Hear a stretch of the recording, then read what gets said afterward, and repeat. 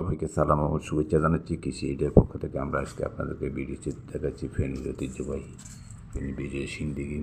ফেনীর এই দিঘিটি অত্যন্ত মনোরম পরিবেশ এবং প্রাকৃতিক সৌন্দর্যে ঘেরা, বিশেষ করে ছায়া নয়নাভিরাম দৃশ্য এবং অপরূপ চিত্রে সজ্জিত এই বিজয় সিং দিঘি 18 শতকের দিকে রাজা বিজয় সেন তার রাজত্ব প্রতিষ্ঠাকালে তার এই দিঘিটি খনন করেন।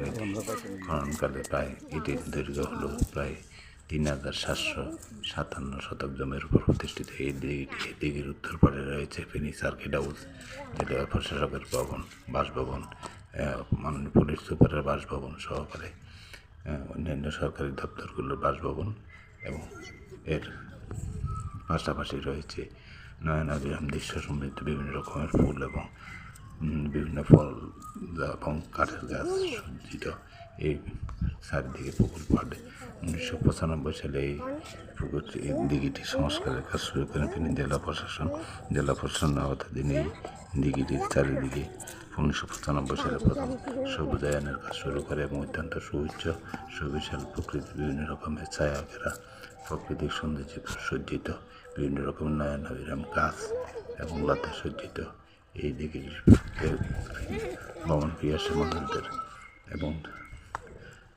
ইটপাথর নগরের বসবাসকারীর মানুষদের অত্যন্ত মনোরম পরিবেশে দিন কাটানোর জন্য বিকেলবেলায় একটু শান্তির খোঁজে এখানে ঘোরাঘুরি করতে আসেন, এবং এখানে এই ভ্রমণ পিয়াসীদের এই ঘোরাঘুরি জায়গায় প্রতিষ্ঠিত হয়েছে এখন বর্তমানে বিভিন্ন রকমের হকারদের আনাগোনা সহকারে বিভিন্ন রকমের উৎসবমুখর পরিবেশ, এবং এই পরিবেশে মানুষকে শান্তির খোঁজে এবং ভ্রমণ পিয়াসীদের মনে তৃপ্তি করাতে এই দিকের চারিদিকে নয়নাভিরাম এই দৃশ্য 2014 সালে পুকুরের চারিদিকের পাশাপাশি তৈরি করা হয়েছে রাস্তা এবং বিভিন্ন রকমের সিঁড়ি পর্যটকদের আকৃষ্ট করতে এদিকে চারিদিকে এখন পাকা রাস্তার সংযোগ করা হয়েছে। পাশাপাশি দিঘিতে রয়েছে একটি স্পিড বোট দিয়ে আপনি দিঘিটির চারিদিকে ঘুরতে পারবেন। রয়েছে বসার স্থান এবং নয়নাভিরাম দৃশ্য প্রকৃতির সৌন্দর্যে ডুবিয়ে থাকতে আপনিও ঘুরে আসতে পারেন এই রাজা দিঘিতে। দেখুন, আমরা ভিডিও চিত্রে আপনাদেরকে দেখাচ্ছি পুরো দিঘিটির বিভিন্ন অংশ। দেখুন স্পিড বোট, এবং এই স্পিড বোটে করে আপনি দিঘির চারিদিকে ঘুরে আসতে পারেন।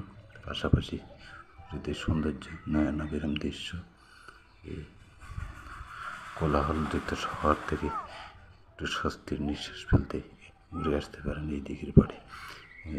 কীভাবে আসবেন? ফেনী শহর থেকে 2 কিলোমিটার পশ্চিমে বিজয় সিংহ গ্রামে এটি প্রতিষ্ঠিত। মহিপুর থেকে মাত্র 10 টাকা ভাড়া দিয়ে আপনি আসতে পারেন এই দিঘির পাড়ে এবং ঘুরে আসতে পারেন, এখানে কোনো টিকিট লাগে না। পাশাপাশি রয়েছে অত্যাধুনিক নিরাপত্তা ব্যবস্থা এবং প্রশাসনের সার্বিক সহযোগিতা, এবং প্রতিদিন বিকালবেলা চালু হয় এখানে বিভিন্ন উৎসব এবং পালা পার্বণের সময় এখানে মেলা বসে।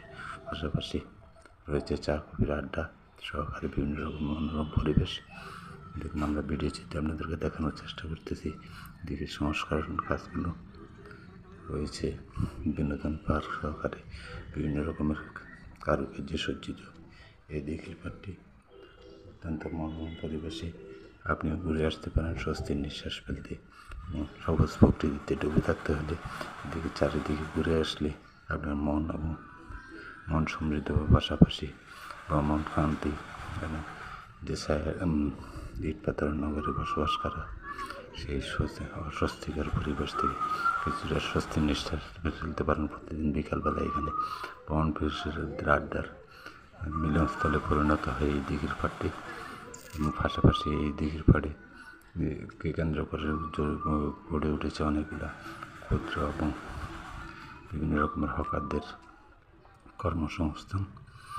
যদি আপনিও ঘুরে আসতে পারেন এই দিঘির পাড়ে এবং মনের ক্লান্তি দূর করার জন্য এই দিঘির পাড়টি অত্যন্ত প্রাচীন ঐতিহ্য সমৃদ্ধ, এবং এই সেন বংশের রাজা তার ওই ঐতিহ্য অমর কীর্তি ধরে রাখার জন্য সেন বংশের প্রতিষ্ঠার সময় এই দিঘিটি খনন করেছিলেন, এবং কথিত আছে যে এই দিঘিটি এখন পর্যন্ত পুরোপুরি শুকানোর দৃশ্য দেখতে পাননি।